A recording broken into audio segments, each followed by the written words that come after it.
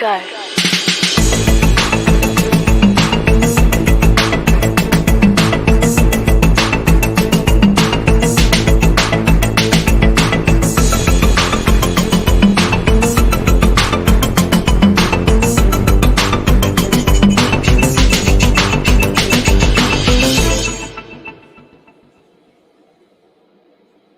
Hi, everybody, and welcome to Writer Mother Monster. I'm your host, Lara Ehrlich, and our guest tonight is Diksha Basu. Before I introduce Diksha, I'd love to suggest that you all become patrons or patronesses on Patreon. Just follow the link to www.writermothermonster.com and join us in helping make this podcast possible. Now, without further ado, I'm excited to introduce Diksha. Diksha Basu is the internationally best-selling author of the novels The Windfall and Destination Wedding. Her nonfiction work has appeared in the New York Times, The Guardian, Vogue, Vox, New York Mag, BBC, and several other publications. Originally from New Delhi, India, Diksha now divides her time between Mumbai and New York City, where she teaches at Columbia University. She has 2 children, ages 3 and 4, and describes writer motherhood in 3 words as my best work. Now, welcome, Diksha. Thank you, Lara. Thank you for having me. Oh, absolutely. Thank you for joining me. Let's jump right in with the 3 words that you've used to describe writer motherhood as my best work. Yeah. I mean, it's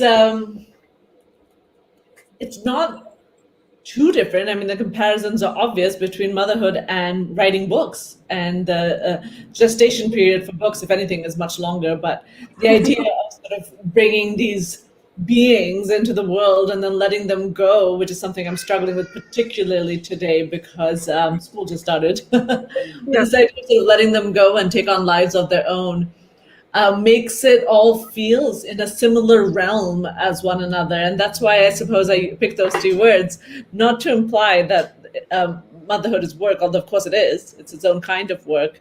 But there's a similarity, a creative similarity. And I was thinking, how during the pandemic, when I had a lot of time without proper childcare, and my husband had more pressing deadlines than I did, so I was doing a lot of primary parenting.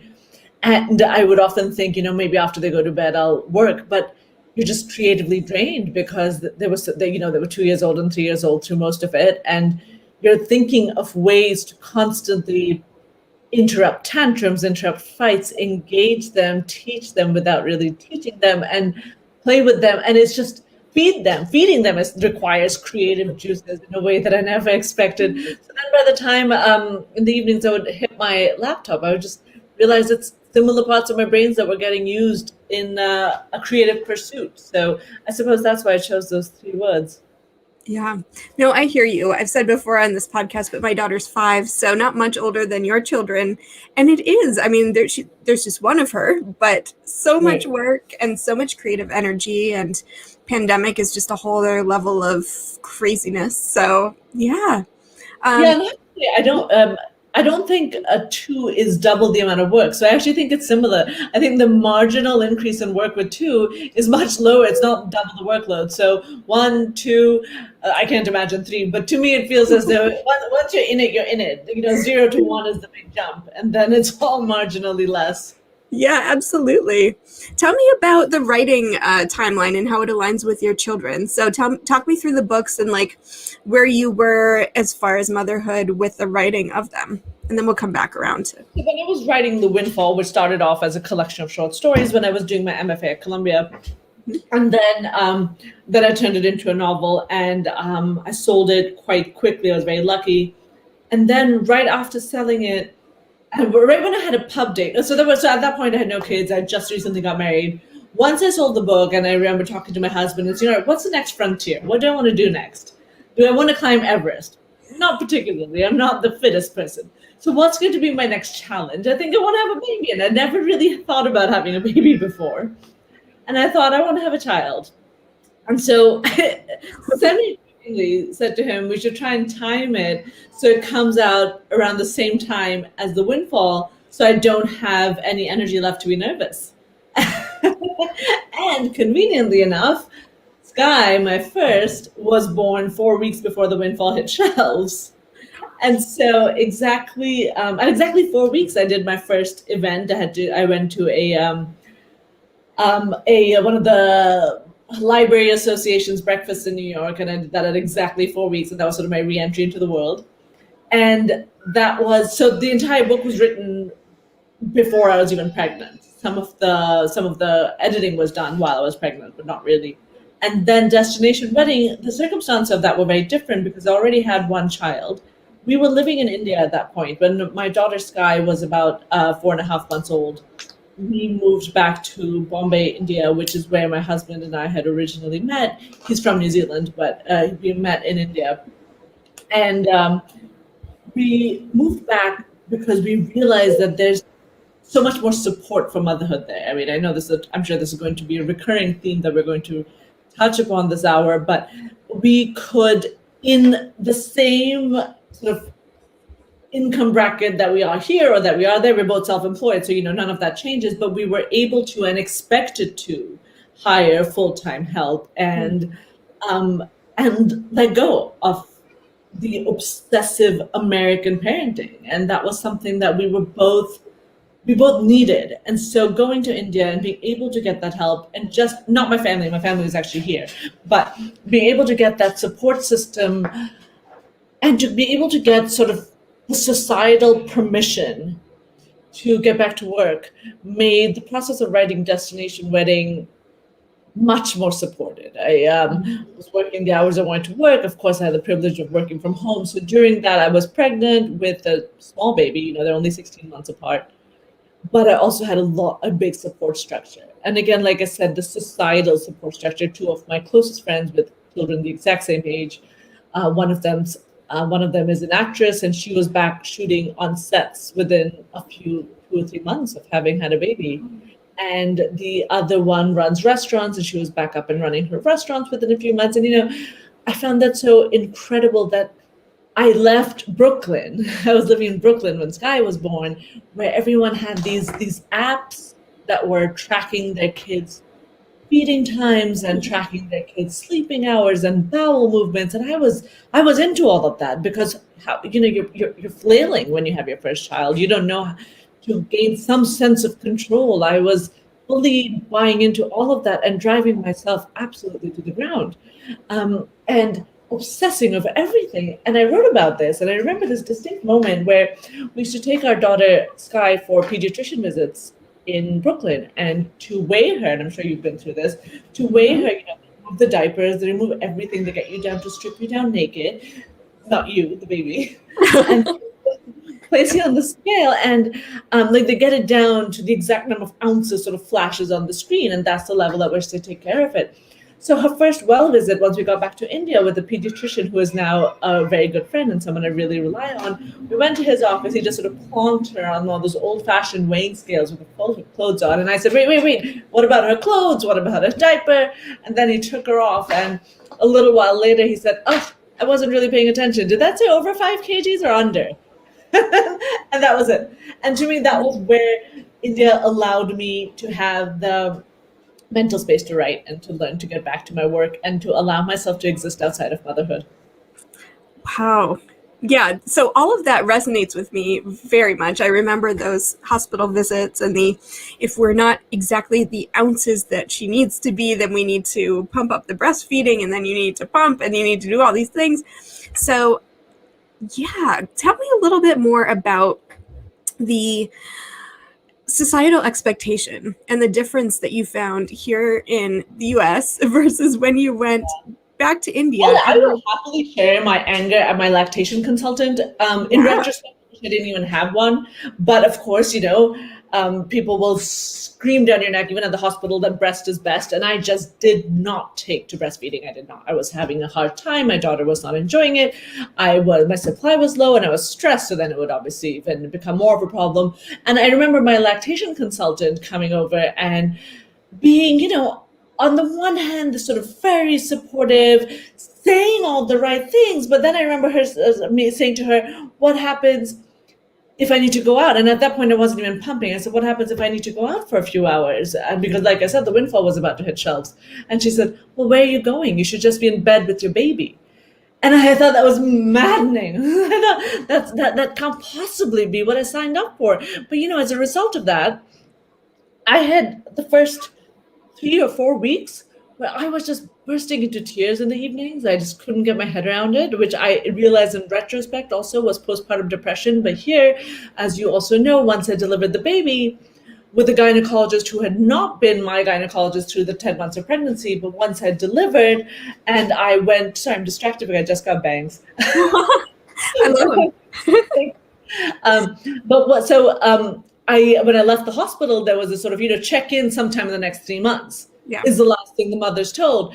Whereas in India, when I chose to give birth in India the second time, I had this incredible gynecologist, Pital Sabharwal, and because of her was part of why I chose to deliver in India.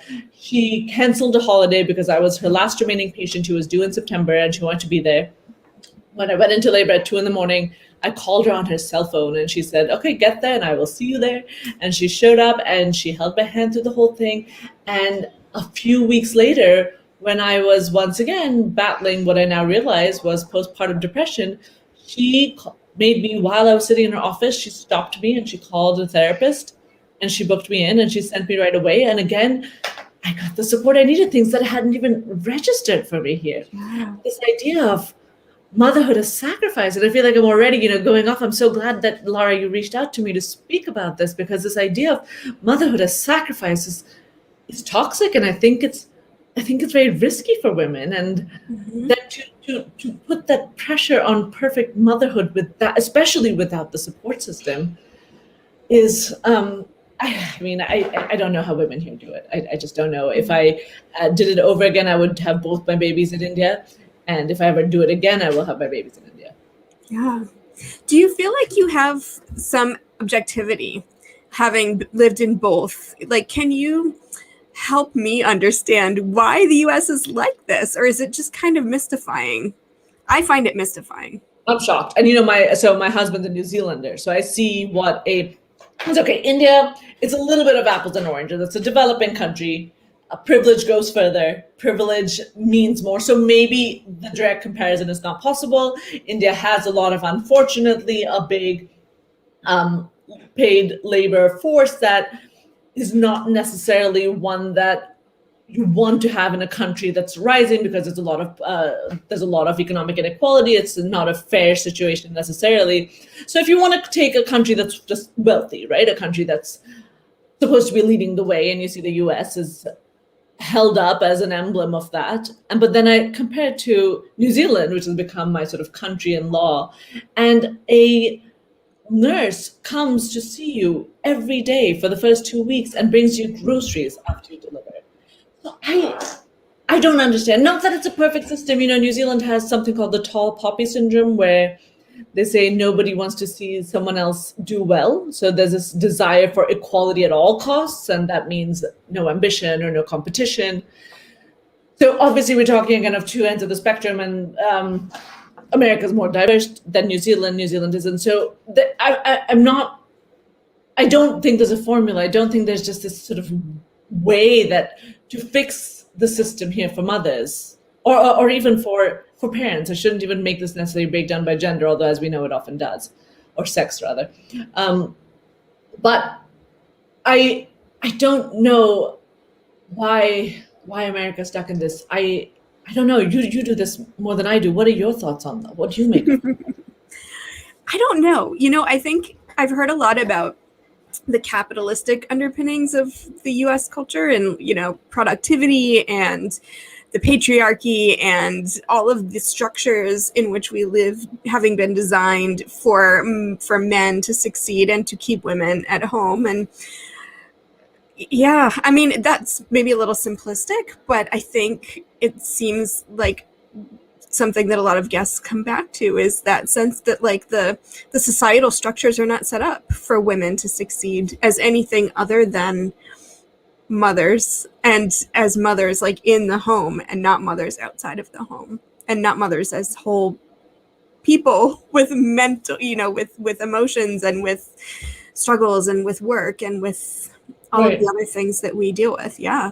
One thing that, again, this is the chicken or the egg. I think this is the case in the US, is a lot of the conversation that we ourselves do, we as mothers, and I do. I've been going to kids drop-offs and having their play dates, and it's the default is frustration.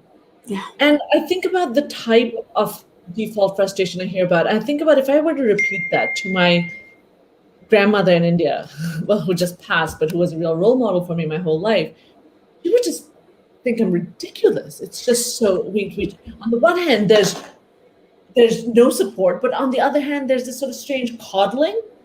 And it seems to be a marriage of the two in America, which is possibly the worst. So where we're constantly talking about and thinking about whether or not it's feasible to quote unquote have it all, which is just such a ridiculous concept. And at the same time, we're in a structure that provides nothing. So I don't know, but it just seems to be this strange marriage of these two worlds, which I imagine my grandmother, who I showed once when I had the first baby, I remember going up to her and saying, "Look at this app. It tells me how many hours ago the baby fed." And my grandmother just laughed at me. Like, the baby feeds when the baby cries. So I don't know. I almost feel that can't possibly be feminist to say that. But then I think about my grandmother's approach to motherhood might have been more feminist than mine. How so? Tell me about your grandmother and your mother. Well, my grandmother had 4 daughters back to back starting at the age of 18. This was in India 70 years ago. She worked sometimes, didn't work sometimes. She always said that women have children because men are not as capable. She also, I felt like I don't think she ever would have really discussed the term feminist, but she definitely had a sense of women are given all this to do because women can do it. Mm-hmm. Sorry, just a FaceTime call coming in that I was silenced. So my grandmother definitely didn't. I'm trying to think of what she did and did not do. I mean, she was also very lucky that despite having an arranged marriage, she was actually married to a feminist. Again, maybe not using those same words, but my grandfather was very involved in the home. She herself was educated, which a lot of women of her generation were not, because she was fortunate to have a very progressive uncle who insisted on her going to school. And so I don't know how much of that ended up forming her opinions without giving her the same language that we use for it. But it just felt as though she had a understanding of her choices and the consequences of her choices in a way that maybe I battle with more. Mm-hmm. I want to come back to how you battle with choices in a second. Tell me about your mother first, though. My mother's an academic. She worked from as young an age as I can remember, which was great. We grew up in India. I think she might be watching, so I have to share one of my favorite stories about my mother, which is in the early 90s when we were living in Delhi, and Delhi looked very different than it does right now. It was pre the economy opening up, and it was still, it is still conservative, but in every world it was very conservative. There were very few women who drove. Not a lot of women who drove cars. My mother did. My mother she was very glamorous. She had her, her cotton saris and her big sunglasses, and she would drive on these Delhi streets, and we had a little Fiat car. And I remember I would often be sitting in the back seat, and my mother would drive me around town, and my older brother as well. And men would harass her all the time. We're talking about men shouting and whistling and being lewd and crude. And my mother, first of all, never tried to shield me from it because that was the reality that we lived with. But I remember one particular day driving from home, my mother again in her glamorous sari and sunglasses with me at the back, and these 2 men on a motorcycle sort of swerving dangerously close to my mother's vehicle. And this was before the cars were air conditioned, so all the windows were down. And, screaming at her and whistling at her and coming really, really close. And my mother, I'm about to get a phone call in the middle of this, Laura. My mother knocked them over with the car. And they went flying off their motorcycle. And my mother stopped. She stopped a few feet ahead, went back and checked that they were okay. And we got back in the car and we went on our way. And I assume and imagine those men never harassed another woman driver again in their lives. And that was the kind of role modeling that I grew up with, that I was very lucky to grow up with. And my mother stayed working through my entire life. She still does. She's a sociologist. And yeah, I've been lucky to have that. That's an amazing story. I love that. Thank you for growing up in India, to have someone who has been supportive of, and I think this again trickles down from my grandparents, but I think growing up in India in the 90s and to have someone who did not put the same expectations on me that a lot of my peers were having put on them. Yeah. What was that sort of societal pressure like at the time? What pressures were other young people under that you feel like you maybe were shielded from?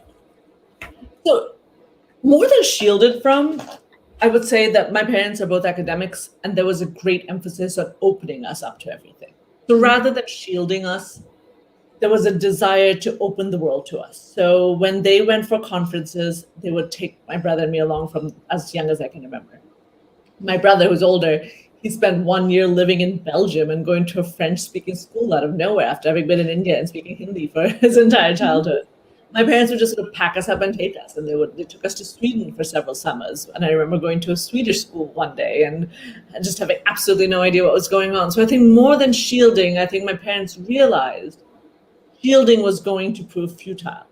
And this is something I also try to be aware of with my children, that shielding is not going to be possible. They are going to pick up things, especially now on the computer, way faster than I'm able to. And I'm quite quick, and they're going to be able to do it way faster. So it wasn't so much that I was shielded, it was more that I was exposed to everything. So counterintuitively, I think my parents gave us philosophy books, gave us poetry books, took us to museums, gave us art, gave us movies, didn't make us hide from things. And I actually still have friends in India who will be reading a picture book to their friends, to their kids. And if there's an image of someone smoking, they'll turn the page. They're like, how are you going to do that? How are you going to hide smoking from them? And if you do hide smoking from them, imagine how desperately they're going to want to try it. Mm-hmm, absolutely. I want to come back in a second again to the choice. Don't let me forget that I want to talk about choices and motherhood. But tell me first what sort of mother you expected yourself to be based on your grandmother and your mother.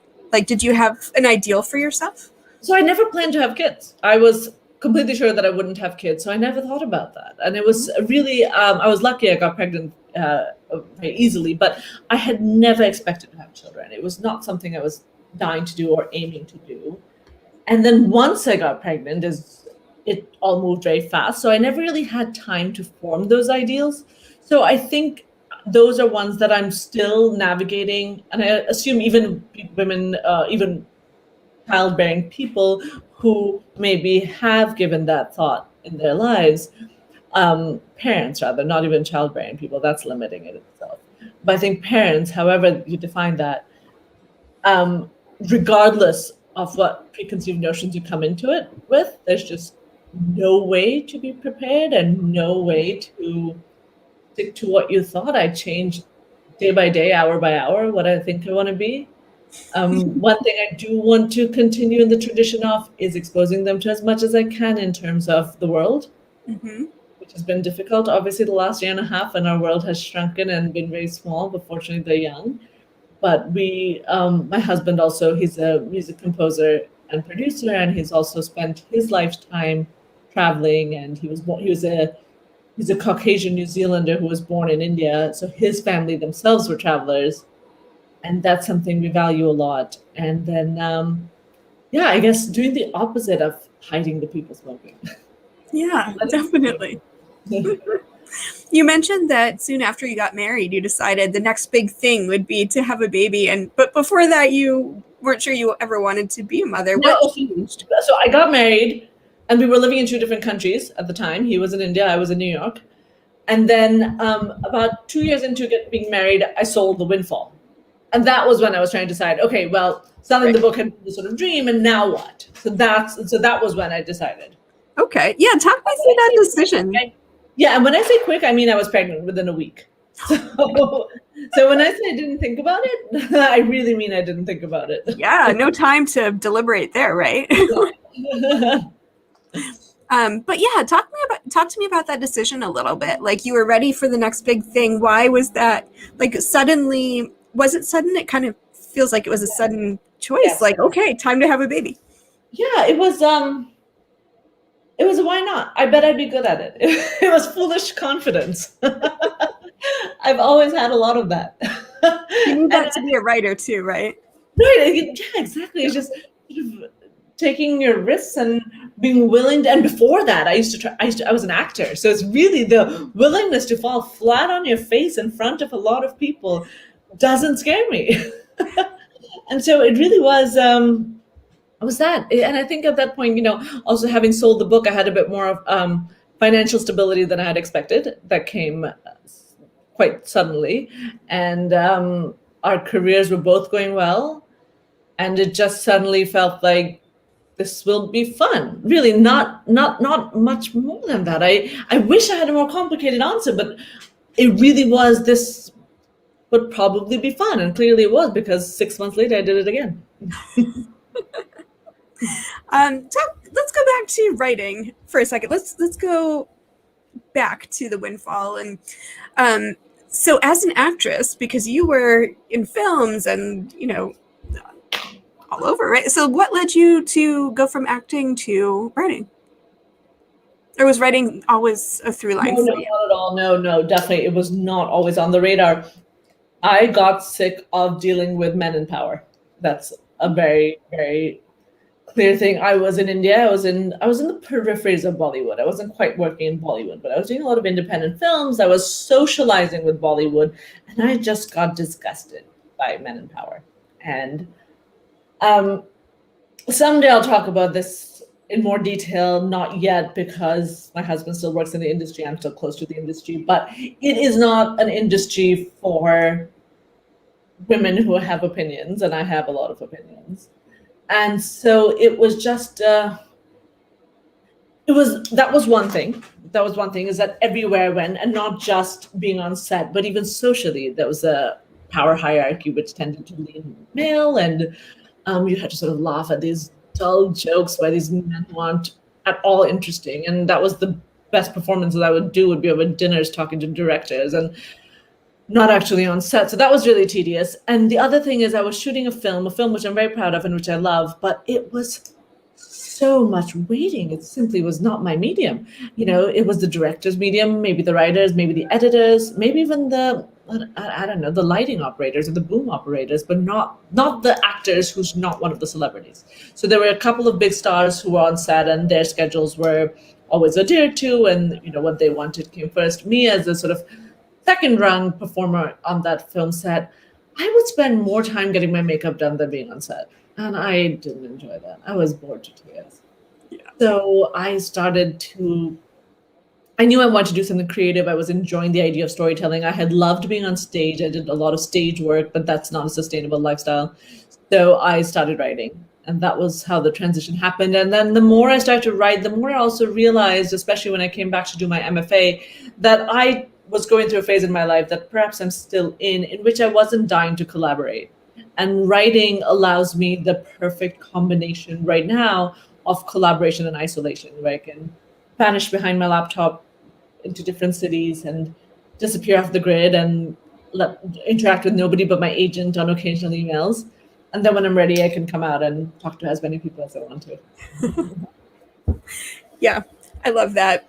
That's why I have never pursued something like acting, because I'm not a collaborator.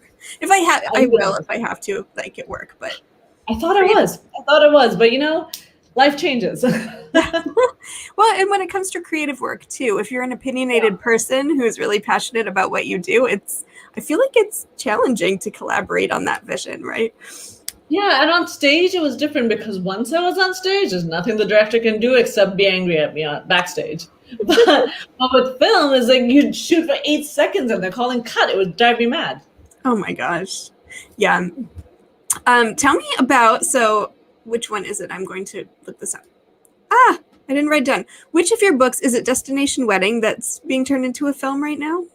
So I'm glad you asked that, because I saw you posted that in a few places, and you caught me right when there's been a whole bunch of changes. Oh no!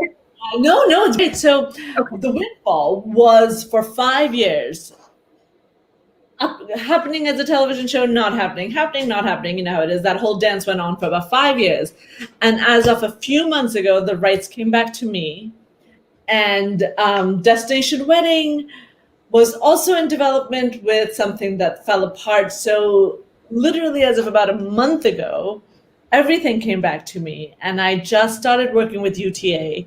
So everything is going to go back out, and hopefully there will be more to update you on that front in the near future. One thing I will say in terms of my involvement is that I'm not dying to write the screenplays for either of them. It just feels, again, likening it to children, it feels like I have to let them go and be their own books. I have to let them be there, exist on their own while I focus on The Newborn, which is a novel I'm working on now, and let them go and allow someone else's vision into it. So I'm on hopefully as a consultant, maybe as a producer when the time comes, but I don't think I could write the screenplays.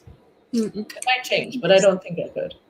Yeah, I was wondering a little bit about the feeling of letting a project go when you're so emotionally invested in the book, right? Mm-hmm. And like it's about your isolation and it's such Yeah. a independent and individual process until it goes Maybe out in that's the why I world. keep having babies. Maybe that's why I keep having babies. I like reshift the focus to my kids instead of my books. Yeah, So that makes the sense. books, you really, and it's funny when I see my book at bookshops, I almost feel like I have to duck and hide. It's such a strange experience because, like you said, I've spent hours and months and days and years with these characters, with these people. I know them so intimately. It's more intimate than any kind of romantic or sexual relationship. And then when I see them, it's much more intense than, I don't know, running into an ex or a crush or whatever. And I really feel like I look away from my books at bookshops. What has it been like to do events for your books and to share them with the public and you've done a lot of interviews, you've been in the New York Times to sort of be out in the public as an author? What has that been like? Very different during the pandemic because I haven't been out in the public. But so the Windfall, I was very present. I did. I again, like I had a 4-week-old baby, so I never did the book tour. And my publishers are wonderful, and they never put pressure on me to do that. So I did a couple of events with some loved ones, and it was every dream come true. One of my dear friends hosted a book party on her rooftop in Manhattan, and everybody came from my high school to my college to my childhood friends from India, and my parents were there, and my brother was there, and my professors were there, and it was just it was a dream come true. So for the Windfall, I had all of that publicity. That was when I did a lot of the New York Times interviews, and I got to go to the NPR offices in New York, and I loved it. That was when my collaborative side came out, and I really got to sort of focus it all in, and it was nothing but a pleasure. Destination Wedding came out in June of last year, which is peak pandemic, and so it was a lot of Zoom.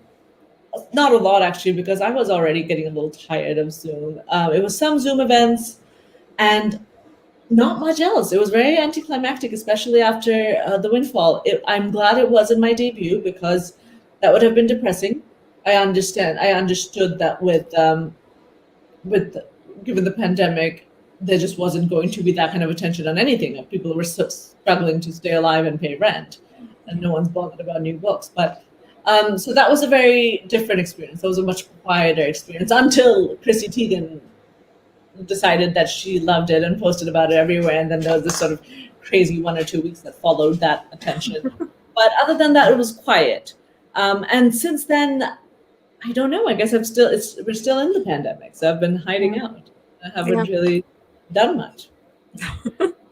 So you mentioned it's been a little challenging to write during the pandemic with 2 kids and when they're home and their school's closed. And have you found a rhythm for working on this new project that you're working on? Yeah, I've accepted a lack of rhythm, rather. I've accepted that I work in sort of laser sharp periods of time. But Laura, you tell me, because my kids didn't go back. They started school yesterday. And I messaged a good friend of mine who's also a writer and a mother. I don't know if you know her, Carrie Bertino. And I messaged her and said, all I'm doing is wandering around Barnes and Noble for 3 hours, telling me there's something else I have to do, but I don't know yet who I am when they are in school. And at the same time, I think I'm excited about having those hours to myself, but it's strange. This was just day 2, so I don't know yet. I do work consistently. I work very hard. I work a lot. So I work early in the morning. I work at night. We had a babysitter who was coming in, and I would start working the minute she came. So I am getting close to another finished manuscript because I work hard. But right now I'm struggling with, I guess, what all of us struggle with. They're just in school. They're learning things that I don't know what's happening every minute, every day. How can I be at home working? The house is so quiet, but isn't that nice? Isn't that what I wanted? So this is just still day 2. I'm still navigating that. If you have any tips, I'll take them. I do not, because my daughter was home for a year and a half during the pandemic, and my parents were helping with childcare, and then she started kindergarten last week. So she's only been in school for a week and a half and it feels different when she's gone at school versus when she was with my parents. Very different. Very different, because when she was with my parents, I felt a lot of pressure to really make use of that time. Like they're watching her. I need to be doing my work. I need to be writing. With the babysitter, like I'm paying money. I have to, Exactly, yes. But now that she's at school, it feels different. It's like, oh, well, she's supposed to be there. And now I have these 2 hours from, 8 to 10 until people start emailing and texting and stuff. Yeah. I'm like, I should make use of these 2 hours where someone else is watching her, but it kind of feels like also maybe I just want to sit and watch TV or like. Well, yeah. And I guess that's part of the process. But it's funny, my husband is also, in a creative field. He's an artist. He's a musician. He will get to it. Like the minute whoever drops off his back, he's at his computer. I can hear the music start. And I'm just saying, like, I just kind of want to lie around the kid's bedroom for an hour. No. Yeah. No, I feel that too. And then you miss them even though they're gone. And then as soon as they come back, it's like, I love you. I'm so glad you're home. But now I really want to be writing and I can't. Right, now I wasted the morning. Okay, good. All right. So you have no answers for this. If you find the answers, please email me and tell me how I will.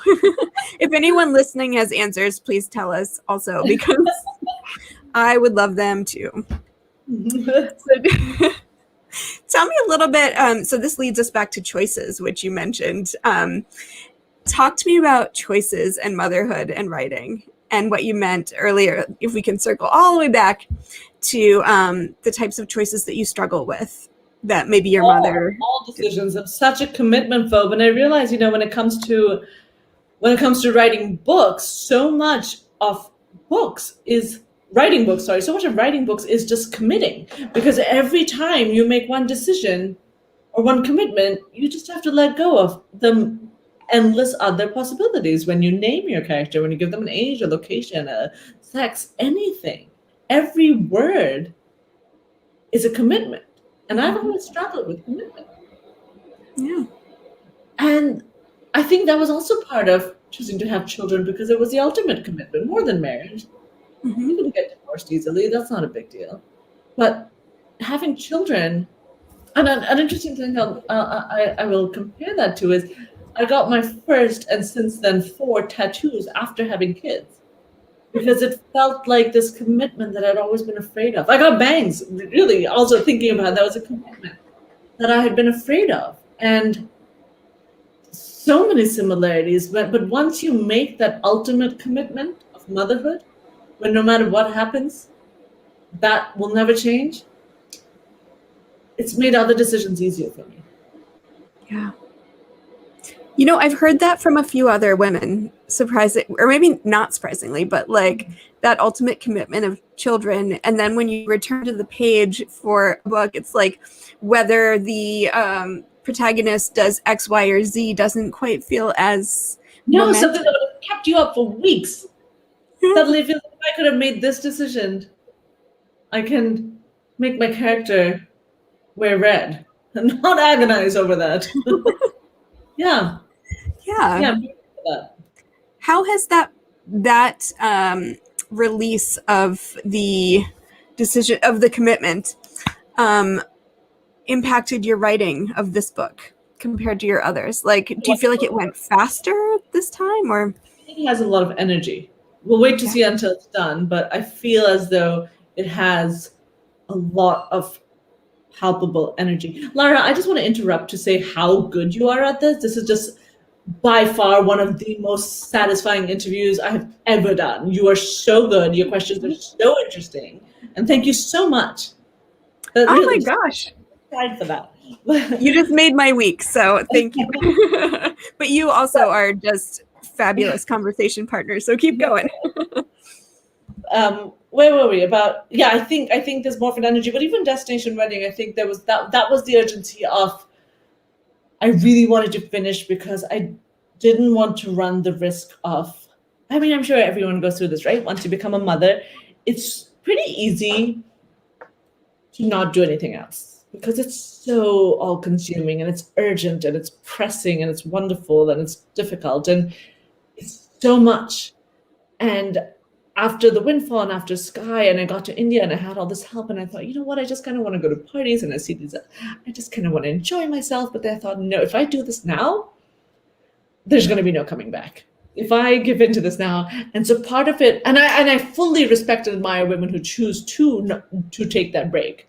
I knew that for myself, I could not take the break because I have too many monsters in my head that I battle with, and so that break would awaken a lot of them. And so I had to have a project outside. I just had to, for the sake of a lot of my mental health battles. I had to. And so that was part of it. And I'm really glad I did, because now with this latest one, I can feel a sense of fun has come back in. I can feel an energy's come in. I can feel the day-to-day anxiety that you have when your babies are really small, that's gone. That, you stop sort of staring at them. And I don't know if everyone does, but staring at them intently 24/7 to make sure they're okay. I'm okay. I've let a lot of that go. And so I think I'm able to think other thoughts and have more fun and be present on the page when I'm on the page. Yeah. How does that actually impact the prose? Or is it more about the structure of the book? Where is that energy? Where do you feel that energy? I think it's in the structure. I think it's I think my prose is always, even from the Windfall, for which I had endless luxury of time, and I spent sort of 8 hours walking around Manhattan and counted that as time spent writing. So I think my prose has always been quite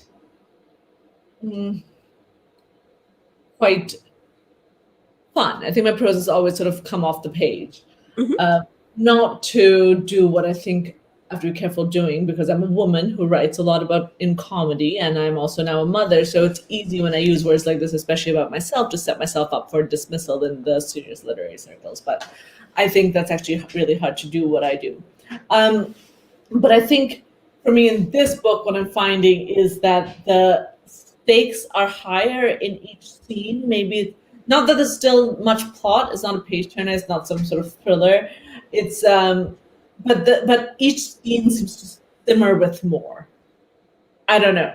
Still early days. I don't have a finished draft yet, but I think that's where we're gonna go. Yeah. I want to go back. I feel like this is an uncomfortable. I'm actually going to do something terrible, and I hope every mother watching sees this. I'm going to message my husband to get me a refill on my wine. I did the same thing.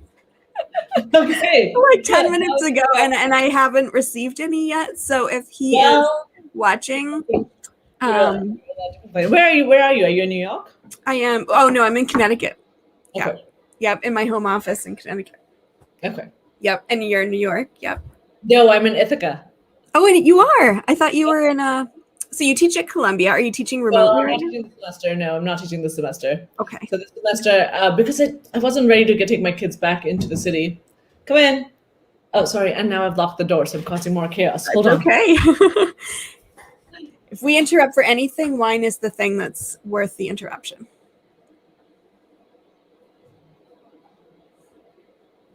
And I still have not received my own refill. Take a break and scold your husband. I'm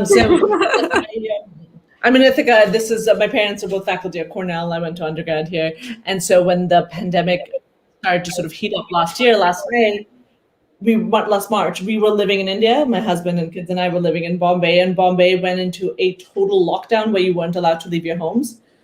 So we evacuated out and came to Ithaca thinking we'd be here for a month or two and then we'd go back. And now it's been over a year and we're just sort of waiting to see what happens. And again, fortunately, we're both able to work from here. He set up a music studio here, so we're here for now. But I'll be teaching in the spring, so I'll be back in New York in the spring. Oh, wow. The whole family, or will you go back for a while? No, we're missing it, so the whole family's going to be back.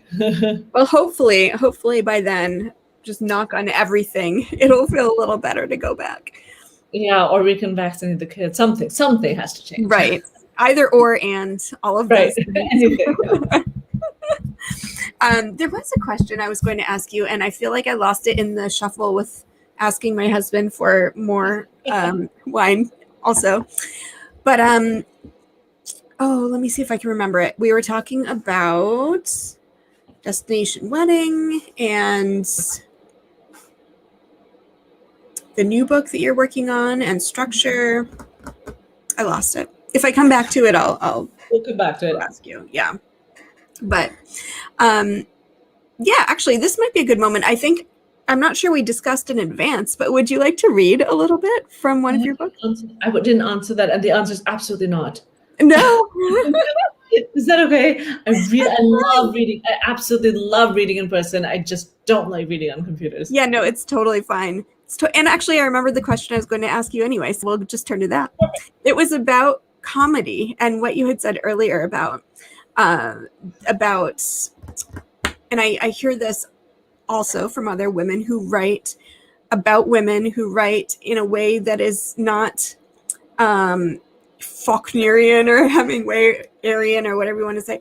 Talk to me a little bit about being dismissed because you are a woman who writes comedy and because your prose leaps off the page. Let's talk about that.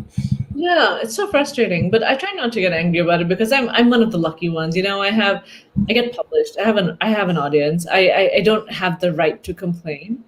But yeah, I mean, I will not name names, but friends. I have friends, especially in the Indian literary community, who just sort of assume my work is chick-lit, that term that's used so easily. And also people who assume that because non-Indians also who assume that because I'm not writing explicitly about poverty, I'm not tackling anything. I'm writing about like big flashy weddings, but I think that's such a lazy assumption. That's such lazy dismissals. And if you think about it, and I do think about this and how the Real Housewives of New York, and again, I'm digging myself into a hole, but the Real Housewives of New York, I think, says so much about society as a whole through the lens of this specific strata. And I think it's so silly to just dismiss vast amounts of media and entertainment because of the lens that it chooses to see a world through. But of course, we know this, the awards prefer the lens to come from poverty, especially if you're writing about or working about India. There's a lot of automatic praise when slum children are smiling through their poverty. And I actually think I find that very problematic as an Indian woman whose country is much more complex than that. Yeah. And I think humor remains one of the hardest things to do. Absolutely one of the most hardest and the most painful things to do. Yeah. But to be able to see the world as funny, I think is extremely difficult. And then, I don't know, I say it gets dismissed because I'm not getting longlisted for the Booker, but I have had the privilege in the last few months of being shortlisted for the Woodhouse Prize in the UK and also being longlisted for the Comedy Women in Print Prize in the UK, which has been wonderful. So I do have to say, I think there are women who are, not just women, the Woodhouse Prize is regardless of sex. I think we're being allowed to use humor maybe a little bit more, and I'm hardly having my voice silenced. I'm hardly being pushed aside. I do get allowed to write, but I just find in smaller social interactions. There's an ease with which me being a woman, a mother, a writer who uses comedy as her lens to be dismissed, and to have men in particular, but also a fair amount of women who consider themselves heavy duty, maybe intellectuals, who will scoff at the terms that I use to describe I or anyone else uses to describe my work.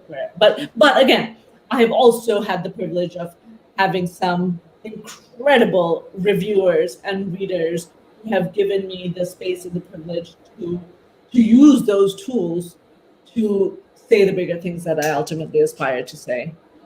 Yeah. For anyone who has not had the pleasure of reading your work, and you definitely should, those of you who have not, let's talk a little bit about the big things that you want to say. What are the big things in Destination Wedding and Windfall? I don't know if I want to answer that, Laura, because I think I want to be able to say those things through my fiction. I don't want to make those big statements. One thing I will say that I think, because I'm nervous to do that, because I think, again, using comedy or using lightness, but then showing your hand, showing, be it an interview or in, one tucked away line somewhere in a book, that's sort of trying to say what you're actually angry about or what you're actually frustrated by, defeats the purpose of what I'm trying to do. So I think I would like to leave that in the pages of my books. And I would like to leave that in what we've already discussed in this conversation, and what I've already said about how I see my country portrayed, how I think about,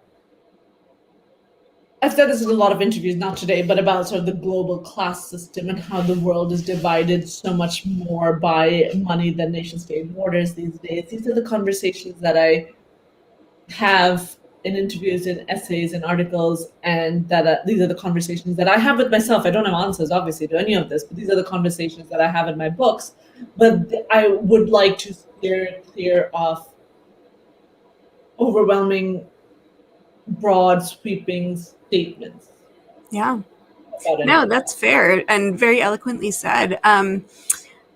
Let's go back to craft for a second on this point, and comedy as a way of getting, sort of wrenching open some of those subjects, right? And so getting at its slant, I guess. How do you walk a balance, or do you find that there is a balance you have to walk between maintaining the comedy and sort of falling off the edge of, trying to make a point, trying to make a political point or a social point? Yeah. How do you maintain that?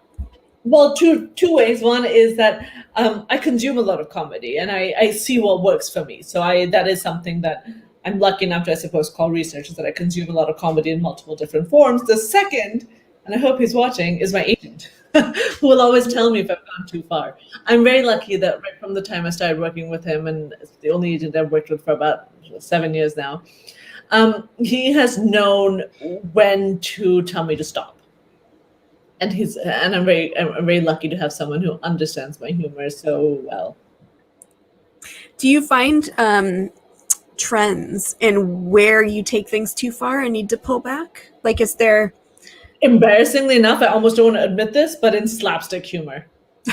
Like sort of physical comedy or slapstick humor. So not veering into the too political, but in just enjoying the sort of Mr. Bean-like slapstick humor where my agent has to cut off 2 paragraphs and say, this is just getting a little out of hand and it's not that funny anymore. That's where you just get a little too excited about that. Yeah, sort of visualizing the scene and letting it go further and further. Yeah. Oh, that's great. Is there anything, let's see, we have a few minutes left, but I do want to ask you if there's anything you can share about your next project, and if not, that's totally fine. No, I think it's still too early. I am changing my location. It's coming out of India. Ooh, interesting. I think that's the only teaser I'll give for now. Okay. And finally, is there anything that you would say to other writer mother monsters out there who are struggling to have it all, quote unquote, which, as we know, is a phrase that we all despise. It's a garbage quote. I want to ask, like, ask a 21-year-old in the meatpacking district at a nightclub if she thinks she has it all, and she probably thinks she does. So we should walk around with that same confidence of someone in stilettos and a bandaged dress at the meatpacking district waiting in line to get into a nightclub, and just assume we have it all.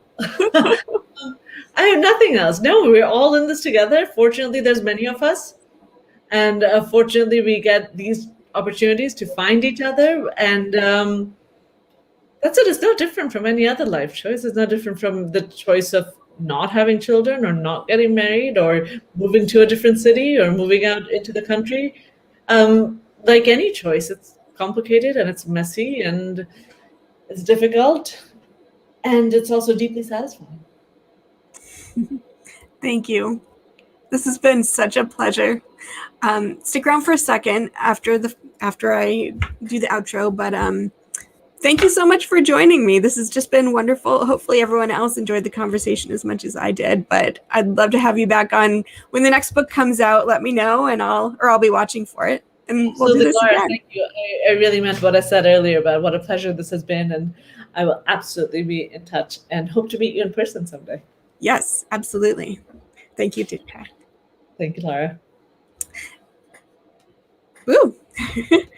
And thank you all for joining us. Sorry about that little slip. And if you enjoyed the episode or Writer Mother Monster more generally, please consider becoming a patron or patroness on Patreon. You can find the link at writermothermonster.com. Have a great night. I'll see you all next week.